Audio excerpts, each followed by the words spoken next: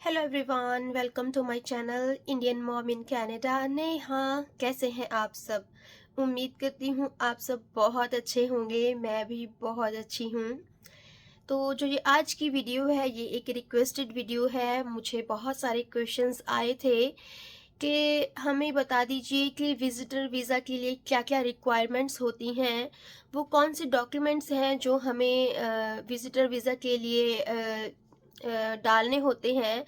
And अगर in case हमें rejection मिलती है तो वो उसके लिए क्या कोई प्रोसीजर है, तो हमें क्या करना चाहिए and what are the reasons की रिजेक्शन हो जाती है। तो आज हम इन्हीं चीज़ों के बारे में इस वीडियो में डिस्कस करेंगे। एंड इसके अलावा भी अगर आपकी कोई और क्वेरीज होंगी तो आप मुझे कमेंट बॉक्स में बता सकते हैं।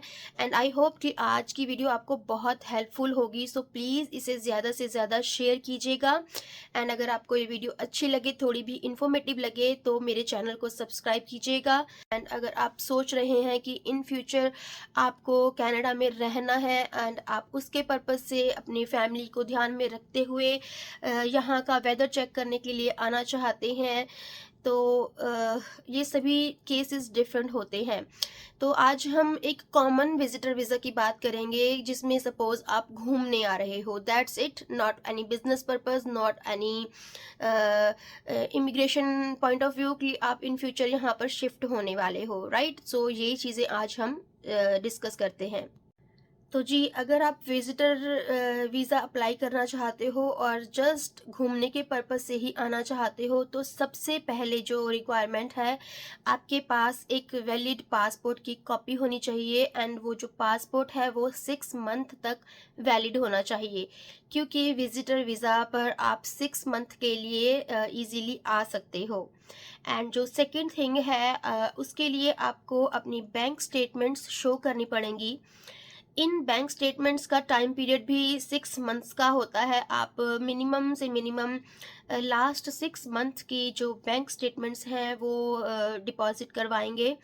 इन बैंक स्टेटमेंट्स को डिपॉजिट करवाने का मतलब ये है कि आपके पास इतनी अमाउंट है बैंक में कि आप जब कनाडा में विजिटर वीज़ा के थ्रू आओगे तो आप अपना खर्चा इजीली उठा सकते हो, आपको कोई दिक्कत या परेशानी नहीं होगी। तो बैंक स्टेटमेंट लगाने के लिए आपके फाइनेंशियल्स हैं जो वो स्ट्रांग होने चाहिए, तो आपका जो विजिटर वीज़ा है वो इजीली लग जाएगा। तो देखिए, ये भी केस टू केस डिफ़र करता है कि कितने लोग जो हैं वो विजिटर वीज़ा पर आ रहे हैं। तो अब हम बात करते हैं कि सपोज़ 2 लोग आ रहे हैं, उसके लिए आपको जो बैंक स्टेटमेंट है जो शो करोगे, तो आपके बैंक में कितनी अमाउंट होनी चाहिए, ये हम ऑन एन एवरेज बात कर रहे हैं, कोई पर्टिकुलर अमाउंट नहीं होती है। तो अगर 2 लोग आ रहे हैं तो उसके लिए आपके बैंक में 15 से 16,000 डॉलर होने चाहिए। So it would be easy for you to come to Canada for visitor visa. Visitor visa को और स्ट्रांग बनाने के लिए, इन केस अगर आप गवर्नमेंट एम्प्लॉई हो, तो आप अपना वो प्रूफ ज़रूर दीजिए, क्योंकि गवर्नमेंट एम्प्लॉई जो होते हैं उनका विजिटर वीज़ा इजीली लग जाता है। क्योंकि देखिए, यहाँ की गवर्नमेंट को ये होता है कि इस पर्सन के पास जो भी विजिटर वीज़ा के लिए आ रहा है, कोई सॉलिड रीज़न होना चाहिए कि वो बैक होम जाएगा ही जाएगा। तो गवर्नमेंट एम्प्लॉई है, ऑफ कोर्स वो अपनी जॉब तो नहीं छोड़ेगा, वो तो डेफिनेटली जाएगा। एंड अगर आपके पास कोई प्रॉपर्टी है, कोई और इन्वेस्टमेंट्स हैं, तो आप वो भी शो कीजिए, क्योंकि आपकी अदर प्रॉपर्टीज शो करेंगे तो उनको होगा कि ये सभी चीज़ें मेंटेन करने के लिए ये इंसान, जो ये पर्सन विजिटर वीज़ा पर आया है, ये डेफिनेटली डेफिनेटली वापस जाएगा। अगर आप ये सभी प्रूफ अच्छे से लगा देते हो, तो विजिटर वीज़ा आपका इजीली अप्रूव हो जाता है। अब हम बात करते हैं कि अगर आपका विजिटर वीज़ा रिफ्यूज़ हो जाता है तो उस केस में आपको क्या करना है। देखिए, सबसे पहली बात तो ये है कि अगर आपका विजिटर वीज़ा रिफ्यूज़ हो जाता है तो आपको घबराना नहीं है, कोई परेशानी वाली बात नहीं होती, या थोड़ा सा बुरा लगता है, बट हम क्या कर सकते हैं, अब हम वो बात करते हैं। विजिटर वीज़ा रिफ्यूज़ होने के 30 डेज़ के बाद आप दोबारा से रिकन्सिडरेशन की फ़ाइल लगा सकते हो। एंड आपको जो भी रीज़न दिया जाता है आपका विजिटर वीज़ा रिफ्यूज़ होने का, अगर वो रीज़न वैलिड है तो आपको उस पर वर्क करना है, राइट। बट इन केस अगर आपको लगता है कि आपने सभी प्रूफ अच्छे से लगाए थे, बट उन्होंने जो रीज़न बताया है वो आपको ठीक नहीं लगता, आपने वो प्रॉपर डॉक्यूमेंट लगाया था, तो आप उनको आंसर कर सकते हो, उनसे क्वेश्चन पूछ सकते हो। एंड आपका वो दोबारा से चेकिंग होएगी। सपोज़ मैं आपको एक एग्जांपल देकर बताती हूँ कि अगर आपके रिफ्यूज़ल लेटर में ये लिखा आता है कि आपने अपनी जो बैंक स्टेटमेंट्स हैं वो अच्छे से नहीं लगाई हैं, या फिर अगर आप गवर्नमेंट एम्प्लॉय हो तो आपने वो लगाई थी और उनको इसमें कुछ प्रॉब्लम लगी, तो आप उनको बोल सकते हो कि मैंने अपना ये प्रूफ लगाया था, आप प्लीज़ दोबारा से चेक कीजिए। एंड अगर उनसे वो गलती हुई होगी कि उन्होंने अच्छे से नहीं देखा होगा, तो वो दोबारा से चेक करके आपको जो आपका विजिटर वीज़ा है वो दोबारा अप्रूव कर सकते हैं।